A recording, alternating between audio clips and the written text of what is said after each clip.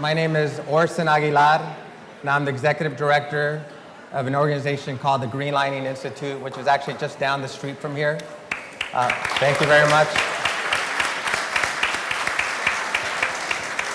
And first, just really want to congratulate and applaud LeaderSpring. You know, always when you have such a great crowd that wants to network and wants to just get to know each other, you know that you've assembled the right people in a room. So I think we truly have, what Cynthia said, is a community of leaders here today.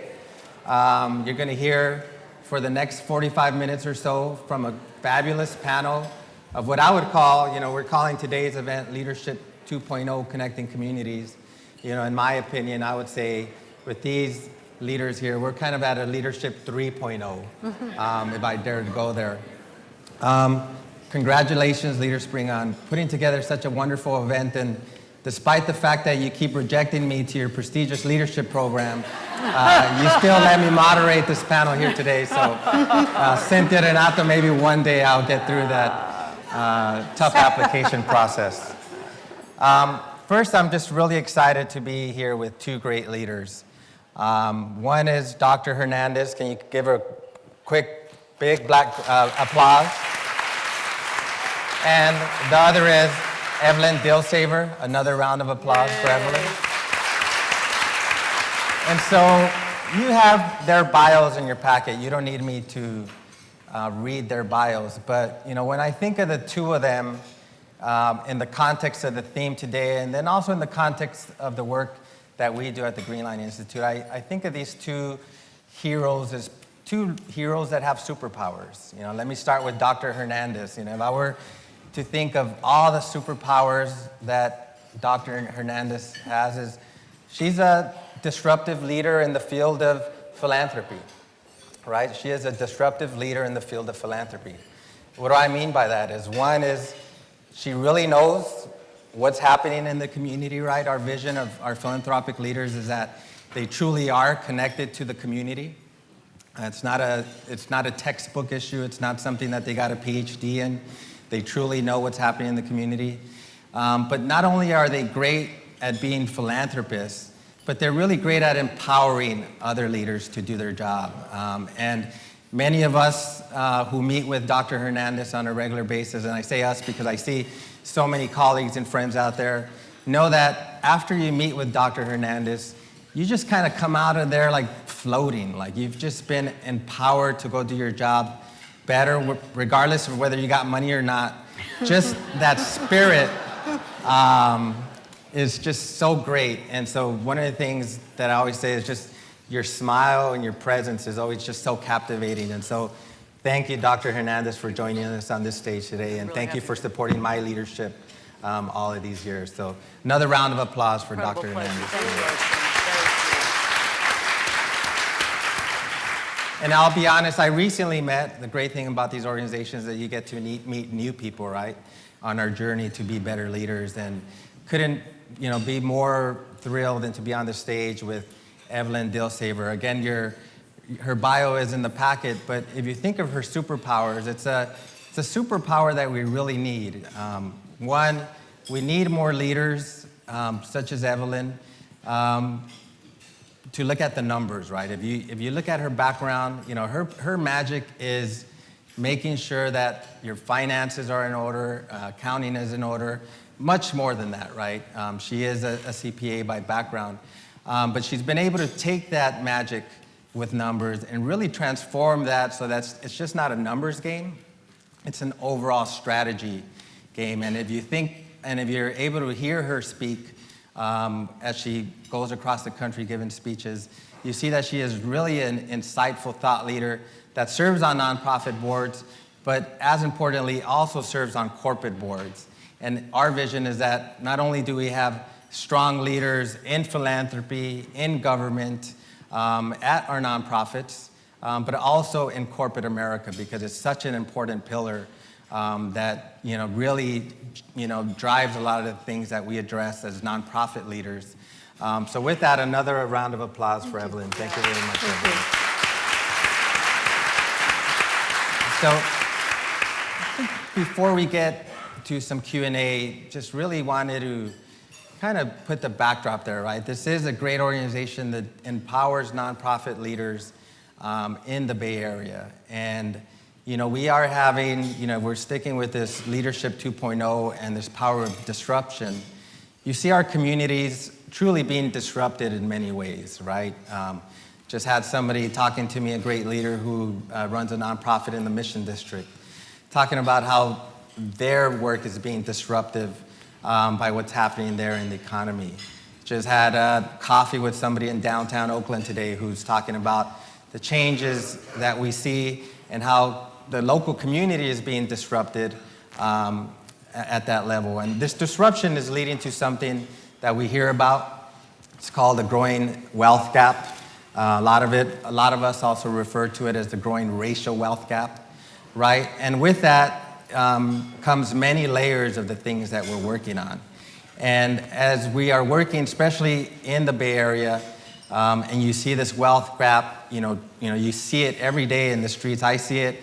I live in Oakland, on the flatlands, as Cynthia mentioned, in Oakland, and you see the two worlds. As I walk the block with my kids, you see where somebody died, where somebody got shot. You see the new family moving in, walking their dog and walking around, drinking coffee. It's just night and day. And so, these are the things that, we all look at. And the question is, how do we tackle this new reality with a Leadership 2.0 strategy, a connecting community strategy? And so we're thrilled to have these two leaders here with us today. So with that, let me just jump into some questions. And, one of the things that we always ask is, how did you get here, right? What was your path that got you to this leadership? And I would say for Dr. Hernandez and the Still Saver 3.0, what were the things that impacted you? What was the cause and effect? What was the catalyst? And it's never just one thing, right? It's many things. But if you can share that story with us, Dr. Hernandez, we would really appreciate it. Well, sure. I'm happy to do that. Thank you, Orson, for doing this morning, and for Cynthia, and it's just great. It's old home week here to see so many colleagues and friends and mentors. When LeaderSpring came to talk about this, I said, well, how far back do you really want to go in kind of your story? And, colleagues that I've worked with at the San Francisco Foundation for many, many years probably haven't heard some of this. But, I do think that there is great power in generations, right, Orson? And so I'm the youngest of, 28 grandchildren. Wow. And so, I had amazing, talk about all kinds of role models, good, bad, and everything in between. But the clearest, most optimistic, most activist person in my life as a young person was my grandmother, who was completely uneducated, spoke no English whatsoever, met her husband, my grandfather. I think they were 13 or 14 years old, which is a little frightening because Maya's 14, but they came together in this small little rural town in southern New Mexico. And in rural areas, everybody knows everybody. Mm-hmm. And everybody has less than 2 degrees of separation. And this is well before phones or anything of the like. And whether somebody has burned themselves and somebody needs to take care of a kid, or drive somebody 150 miles to go to see a physician, or someone's in the hospital and somebody just needs to cook for them. My grandmother was sort of everybody's godmother in this town. I mean, everybody called her Madrina. And, she had 8 kids. She raised 3 nieces and nephews in addition to her 8 kids. So there was never a sense that there wasn't enough room, literally or figuratively, at the table. And I spent probably my early 3 years, 4 or 5 years even, really before I started school, pretty much full-time living in my grandparents' home. And I think the power of what our children see and what young school kids see in terms of adults and how they behave and how they react to circumstances is just extraordinarily powerful. And my grandmother was, first of all, an incredible optimist. right? Her view of the world was what was possible. It really did not have a sense of disadvantaged or poor or first generation, or that just wasn't her frame. It was always about what can you do, how can you help, how can you make things better. And I was just profoundly influenced by her and watching her and seeing her over the years. And even as I later went on to school and the like, I think her sense of what's possible in the world, her willingness to put things down and just reach out and help people was how I viewed the world. And, in some ways a very traditional immigrant family, in the sense that on the one hand, the oldest son kind of gets all of the attention and you're carrying the name and all these things are supposed to happen. But both my grandfather and grandmother had this sense that whether you were a son or a daughter or a granddaughter or a grandson, everybody had a responsibility to get an education and fundamentally to remember where you came from. And so that was a very formative time for me, obviously. I mean, we talk about how important 0 to 5 is. A lot of people are doing work in that space. What people see every morning, how people react to neighbors, how people react to circumstances, I think, certainly had a hugely deep impact for me. I think the other thing that runs through my life is that because of that sense of optimism, there was never sort of a sense of you can't do that, whatever that is. And so there were many things that I went out in life to do that, frankly, I was entirely unqualified to do. Eunice recruited me to the San Francisco Foundation. I knew absolutely nothing about philanthropy. 89% of that job I was completely unqualified to do. So case in point one.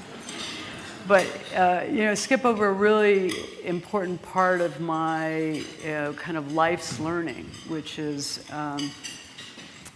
I had great educators in public school. I went to a very large urban public high school where really everybody looked like me. It was virtually all second generation Latinos. And when I left there to go to college, I was really a fish out of water. I got there and I thought, I don't know if I'm going to make it here or not, but you're not going to make it if you don't go there and try. Again, sort of this sense of optimism.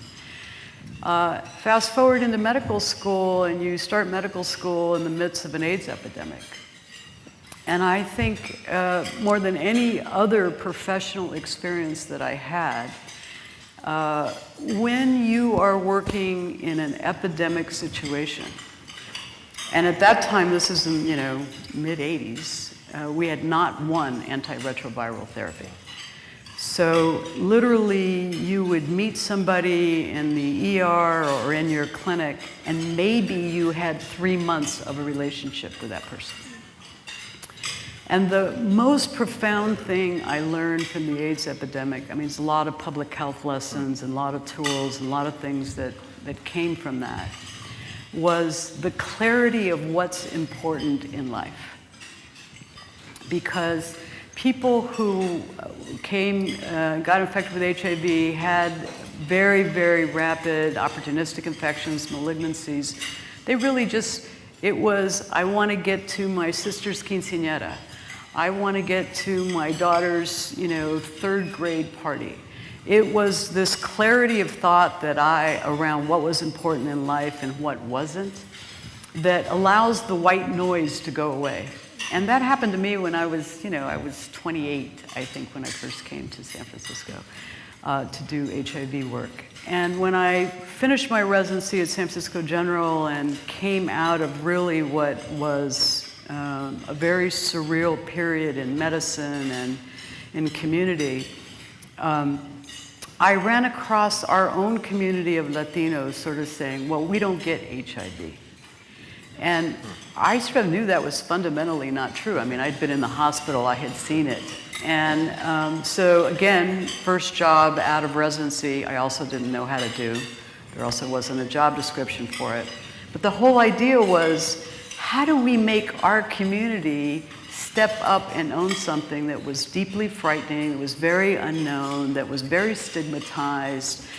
And that really pulled me out of hospitals and clinics and really pulled me deeply into communities and nonprofits and organizations and talking to leaders and getting people to see something that I had seen 24/7 for the prior 3 years.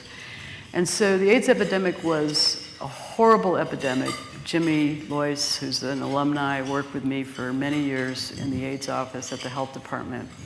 And there were many, many lessons that came from that, including, by the way, I saw government work in a way that I thought all of government worked. People were there on Saturdays, they were there on Sundays, they were there late at night, people were writing grants. There was an esprit de corps in a public agency, which I just assumed all public agencies operated that way. And so again, the bar around what was possible, what should be done, what could be done, was happening in the most sort of committed. People were leaving the public sector and calling and saying, I want to come work for the health department because I want to do something about HIV. It was absolutely extraordinary in that way. So what I would say in summary, I want to hear from Evelyn, and you have other questions, Orson. A sense of, when I got to college, people would say, oh, you're disadvantaged. And I would say, how so? I never had a sense of myself as being disadvantaged. Quite on the contrary, I sort of felt like I had this huge family, I had great familial supports, I had teacher support.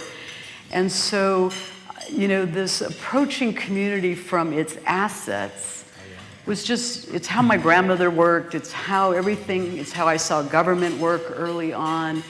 And I think it has very much influenced this notion of, there's a lot of problems, there's a lot of needs, there's a lot of challenges, there's, long lists. But if you don't approach them from an asset base, we're in remedial all the time. Oh, yeah. And I think those early influences, the HIV epidemic, working in government, seeing it at its absolute best. It is absolute best. It was not a bureaucracy.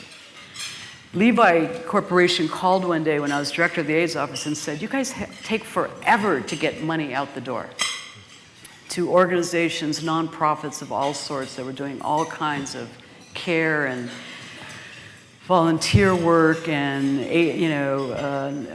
nursing care, and it took us forever. And Levi called and said, gee, is there anything that we can do to help you make your mission better? A corporation calling a public agency and asking that question. I didn't even know how to answer that question. I said, well, I could tell you the problem that is before me. I have no idea where Levi can help. And I explained this, you got to go here and there and there and there and 15 people before you can get a contract out the door. And they said, oh, we have a logistics team. We'll send you a logistics team. I said, a logistics team? What's a logistic team at Levi going to do? They came in, they sat down, they mapped it from A to Z. We walked over to the mayor's office. I said, this is our response to the AIDS epidemic.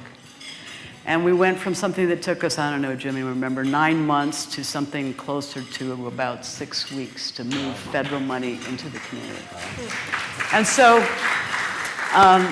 sectors and community and how close are you to the community, really? When people were dying in the HIV epidemic, you would go and see them in Soma or in the Mission or in an SRO hotel or wherever they were, you would go.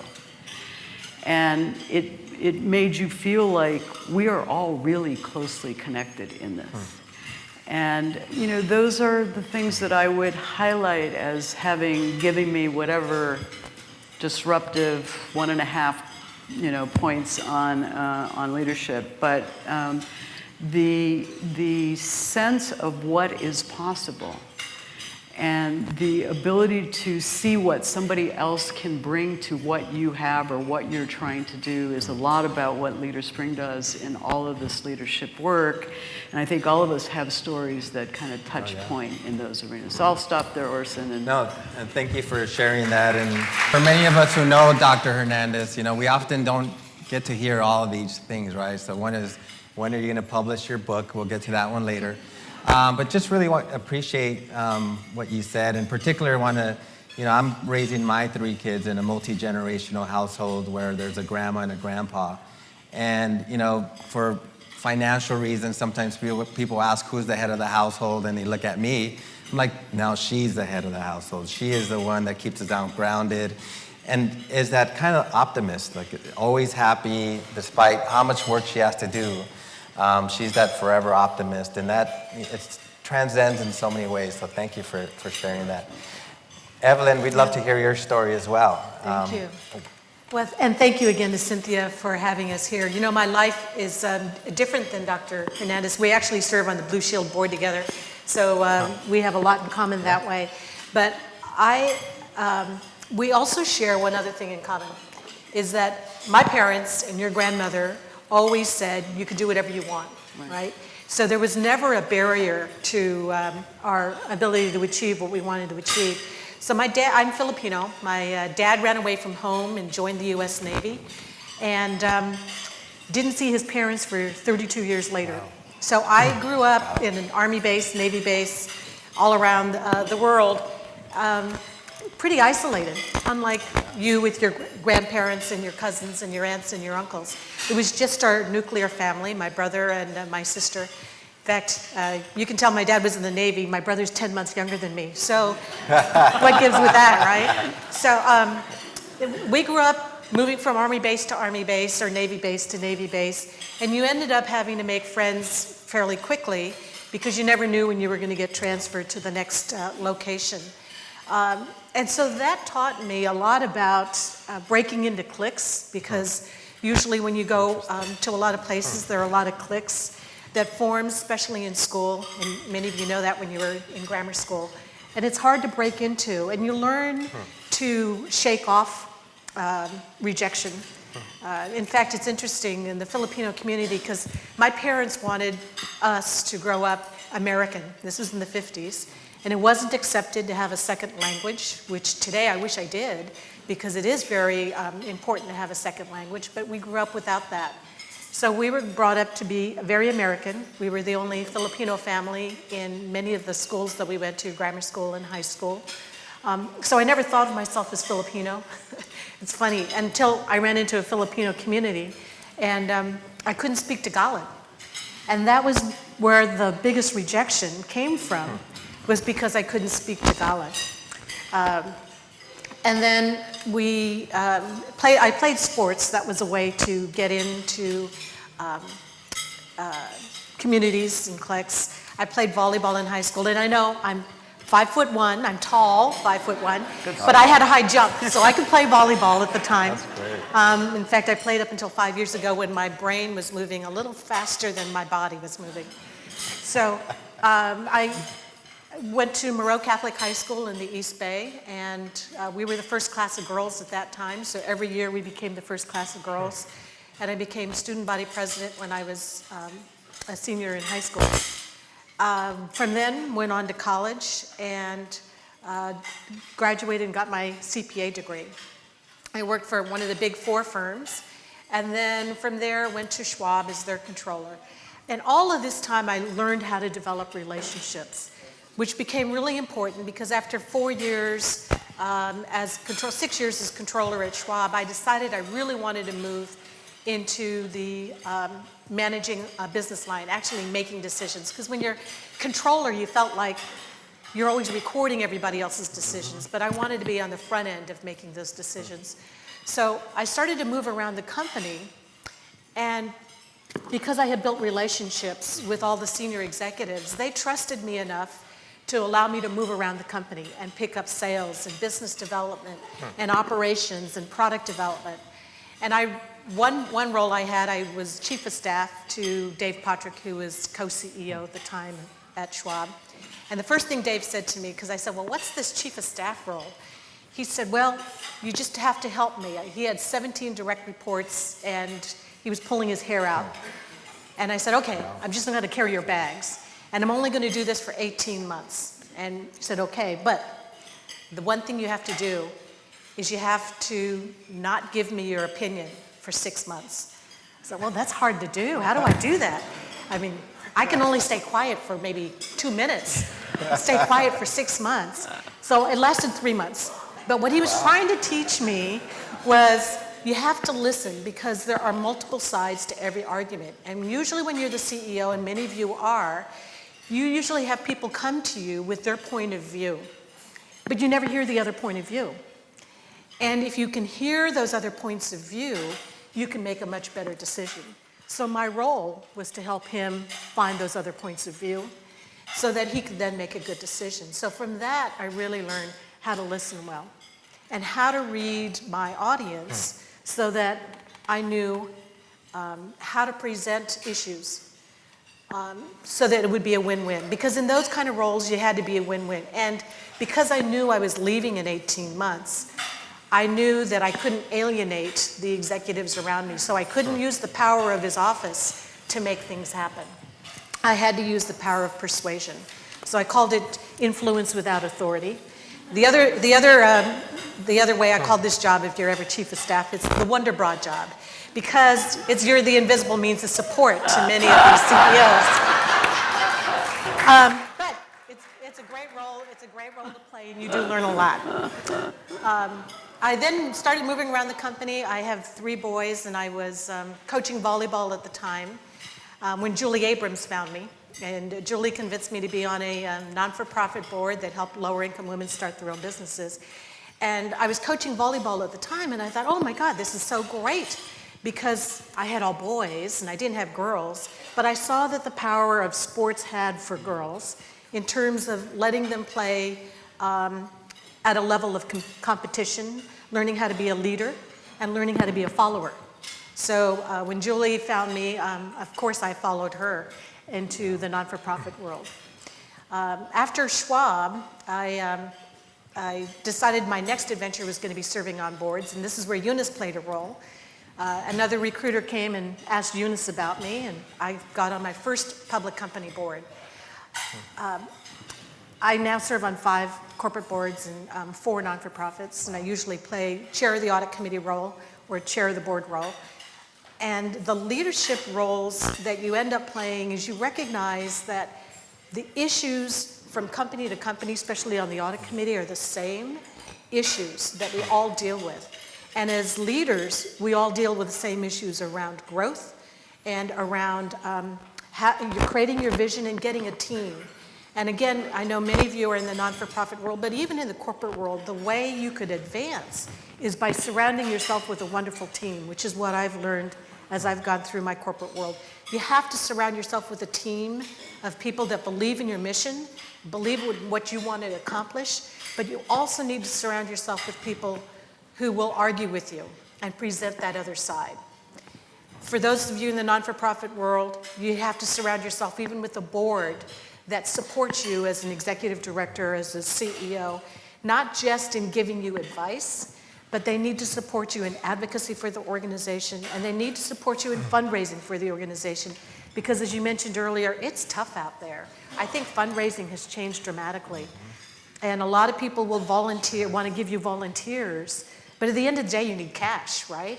So it's not just volunteers. I say, okay, give me the volunteers, but I need cash too. So you need both of those. And you need a board that's willing to help you do that. So the other big lesson I learned in my life was how to have those tough conversations. How to have tough conversations with your board, how to have tough conversations with your staff and your senior executives so that you're all rowing in the same direction. As Cynthia said, you're building the cathedral. And you can't have somebody there chinking away at the bricks while you're trying to build that cathedral. Yeah. So that's kind of where I'm coming from. First of all, I see your book, and I see the title, perhaps The Wonder Bra Effect. And I just see so many great chapters, like Influence Without Authority, The Art of Listening for a Win-Win, Breaking into Cliques. So can you hurry up and write this book so I can read it? Especially the Keep Away the Volunteers, Bring Me Some Cash. A lot of nonprofit can relate with that one. Not keep bringing the volunteers, but have them bring cash. Yeah, right. That's the way it works.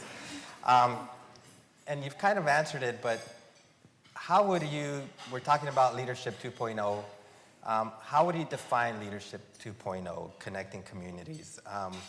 What is your view of that? I think Leadership 2.0 is on a fabulous trajectory, and it is all about collaboration. You know, we think about our government today, and I know you had a high operating public agency, but we're so divided today because we're so split down ideological lines, and the compromise isn't there anymore. And I think that is the power of Leadership 2.0, is the ability to compromise and collaborate. We have so many non-for-profits that are all doing fabulous, fabulous work, but they're all in niches, and the power is bringing them together. So, for example, Sandra and I serve on the Blue Shield Foundation board together, and our focus is around ending domestic violence. But we also discovered the other day, or realized the other day through another speaker, that domestic violence and homeless share a lot of the same issues. But both attack it in totally separate, different silos. And if we can join the two together and break through the silos, there's a lot of common tools and a lot of common solutions that apply to both. So if you can help solve the homeless, you can also help solve some of the domestic violence issues that come with that. And I think that applies to a lot. We see it in the corporate world. It's much harder to do in the corporate world because then people say you're competing against each other. But there's, for example, in the healthcare world, the accountable care organizations where the physicians and the hospitals and the insurance companies have to partner together to lower healthcare costs. That's a partnership and a competition at the same time. So it's, what do they call that, co-competition? But it's what's really needed to lower the cost of healthcare. And I think we need to carry that throughout the non-for-profit world. The other big one that Leadership 2.0 does is it helps to train that next group of leaders. And I do remember Dave telling me one time when I was ready to leave the chief of staff role, he said, you can't leave until you have a successor. So that really taught me that if you really want to succeed and be able to take your organization to the next level, you need to have great people underneath you and find that successor, one or two, that can take on the heavy burden of being, doing the operating stuff in the organization so that you as leaders can do the collaboration and partnership and create that longer term strategy and vision. Thank you, thank you. Dr. Hernandez, what is your view of Leadership 2.0? Well, you know, I totally agree with what Evelyn said. I think that one of the things that we need to be mindful of in trying to figure out how collaborations, mergers, align financial incentives, I mean, whatever industry you're talking about, we do not practice team-based leadership at all. Right, I mean, look at the medical field, right? I mean, we're trying to figure out how do you do population health for wide populations of patients who have particular conditions. And one of the things that's very clear is you cannot do that hierarchically. You can't do it with a 15-minute visit with a physician. You need everything from promotores in the community all the way through to nutritionists to the like. And so beginning to think about how because most of us learn our profession through very, very narrow, siloed, professional, hierarchical processes and pathways and academic backgrounds. I mean, I used to laugh when I first management job ever. I had no management training whatsoever, zero zip. And but I had been trained in medicine to sort of say, well, you know, how would you approach this if this were a patient, a single individual patient? And just try to scale that. Well, what are people saying, and what does the data say, and then what kind of assessment do you make, and then what kind of mutual plan do you make with the patient to try to execute that? I mean, that's all the management training I had. And so as we think about training managers and teams to be effective, whether it's reducing healthcare costs or reducing recidivism rates or whatever it is, we have to get better at having people to come together across professions, be able to respect how much each part of this professional piece, lay piece, secondary piece can do, and get practiced at us doing those things jointly and together. And there aren't a lot of places where that happens today. And so I think that collaboration in part is knowing what the strengths and assets are of a partner and what they bring to it, knowing what your limitations and your capabilities are and what you bring to that mission, and then how do those things add up to greater than the whole. And so, you know, and particularly as we have a whole new generation of leaders that have come from community, come from grassroots organizations, how we teach people to work in teams effectively, regardless of what categorical learning path we came at, I think is really part of what is going to make the collaborative model a much more successful model. And to that point, one thing that you have to think about is if you're really trying to achieve this larger goal, it shouldn't really matter who gets credit for it, right? What should matter is the achievement of the goal, and that the entire team helped to make it get there. So one of the things that as we were preparing for this panel conversation is panelists said they want to also hear from you, right? Cynthia said we have a community of leaders. And so we're going to do 5-minute exercise and we're going to come back and wrap up. But we want you to choose a partner at your table. And instead of asking a question, we want you to be bold and courageous. And be bold and courageous by saying, what is your Leadership 2.0 strategy going to be?